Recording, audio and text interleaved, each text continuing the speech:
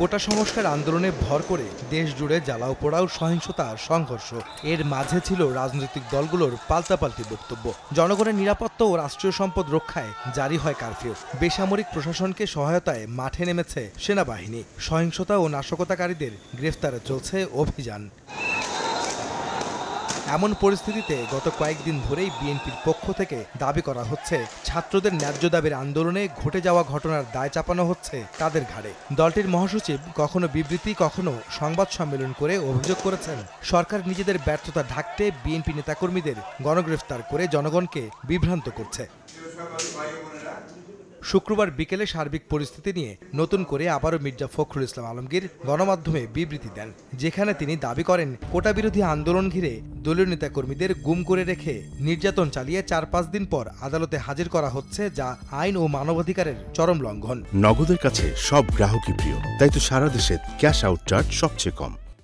গুমের সংস্কৃতি চালু রেখে সরকার মানুষের মনে ভীতি সঞ্চার করছে বলেও অভিযোগ করেন বিএনপি মহাসচিব। যতগুলো কাজ গত ১৫ বছর ধরে তারা করছে সবগুলোই এই রাষ্ট্রের বিরুদ্ধে গেছে। সরকার আইন শৃঙ্খলা বাহিনীকে ব্যবহার করে সাধারণ মানুষ, বিএনপি নেতাকর্মী ও শিক্ষার্থীদের গ্রেফতারে পাড়া মহল্লায় ব্লক রেড দিচ্ছে বলেও অভিযোগ করেন মির্জা ফখরুল ইসলাম আলমগীর। দাবি করেন এখন পর্যন্ত প্রায় ৩,০০০ জনকে গ্রেফতার করা হয়েছে। ছাত্র জনতার ন্যায়সঙ্গত আন্দোলনকে সেনাবাহিনীকে ব্যবহার করে দমন করা গ্রহণযোগ্য নয় দাবি করে বিএনপি মহাসচিব আবারও কারফিউ প্রত্যাহারের আহ্বান জানান।